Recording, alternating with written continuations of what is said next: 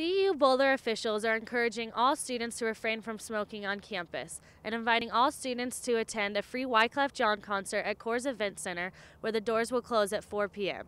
Good evening, I'm Patrice Kane. Thanks for joining us tonight.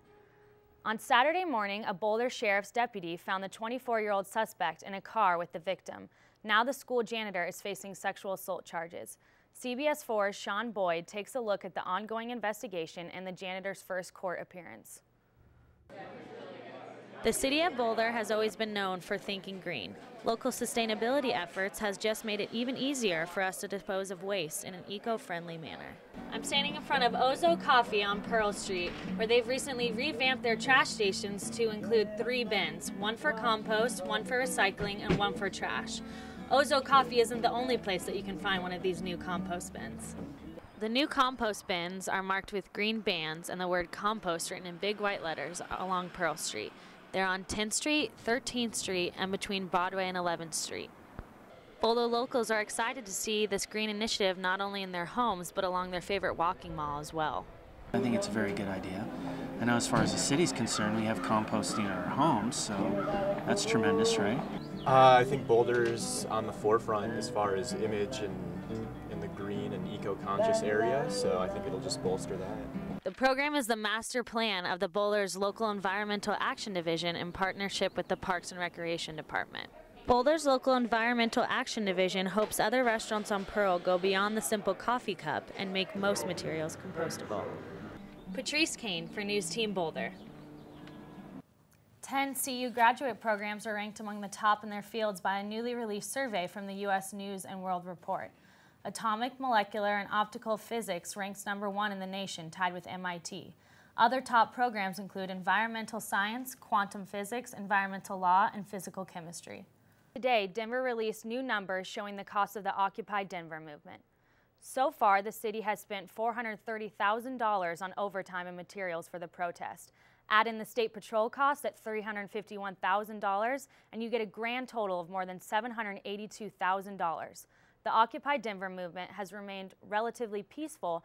The Hill is a happening place. On any given night, students pack the restaurants, filling them to capacity. Lau's Taco Shop is no exception. When the Goose and the K's is getting really crowded, this would be a perfect place for us to spill over, and then they have cheap drinks here, so it'd be a good relaxed environment. Lau's Taco Shop has been around for over a year now, and its popularity hasn't escaped the attention of store manager Bryce Woods. He wants to extend the restaurant's hours from 9 p.m. to 2:30 a.m. to serve both food and drinks to the late-night crowd. Although the taco shop has a full liquor license, the request was made to boost sales and provide something unique to the Hill. The hourly extension is really about getting food in drunk people's bellies before they go home. So that's what we really want to do. So we'll make that happen. Boulder Planning Board originally approved the request 2 months ago to extend the hours, but Boulder City Council wants to take a closer look because they considered Lau's to be in a high crime rate area. The review of Lau's Taco Shop request gives Boulder City Council a chance to revisit the city's regulation of alcohol service. Boulder City Council will be holding a public forum on March 7th regarding their decision.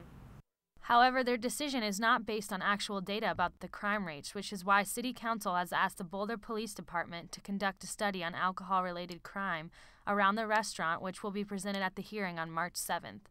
Instead, City Council is listening to what neighbors are saying. The Hill is both a residential area as well as a college destination. Lau's Taco Shop manager acknowledges the council's concern and wants to work together to improve the safety on the Hill. The decision will be announced on March 7th whether or not Lau's will be serving fish tacos until the early morning. Patrice continues to escalate in Syria today as government troops pressed attacks on the northern city of Idlib, center of an insurgency movement. Labor Secretary Hilda Solis is visiting Denver today. She met with 2 Latino groups about the new American Jobs Act and unemployment insurance. Solis joined Governor Hickenlooper and Representative Diana DeGette for a roundtable discussion about the impact of President Obama's jobs bill. I think it's important for people to understand that the president is advocating for job creation, and one of the quickest ways to do that is by helping to continue to stimulate the economy through a payroll tax that would affect thousands and thousands of families here in Denver. The Secretary of Labor also met with Latinos who receive unemployment insurance at the Denver Workforce Center. Governor John Hickenlooper announced a new plan to promote economic development in Colorado. The initiative is called Colorado Innovation Network, also known as COIN. The network promotes collaboration among Colorado's private, public, and academic organizations.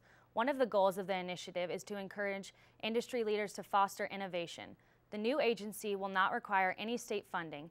Hickenlooper says it will be funded entirely by private donations. CASA advocates like B. Thompson are the shining light in some of these children's darkest days. CASA provides a voice to these children and no one else will listen. Holiday shopping weekend helps send the stock market soaring today. The Dow Jones Industrial Average had its largest gain of the month at 291 points. The Standard & Poor's 500 Index also broke a 7-day losing streak.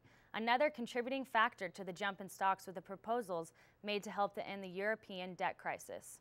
Republic is one of the 23 dispensaries closing down in the Boulder area.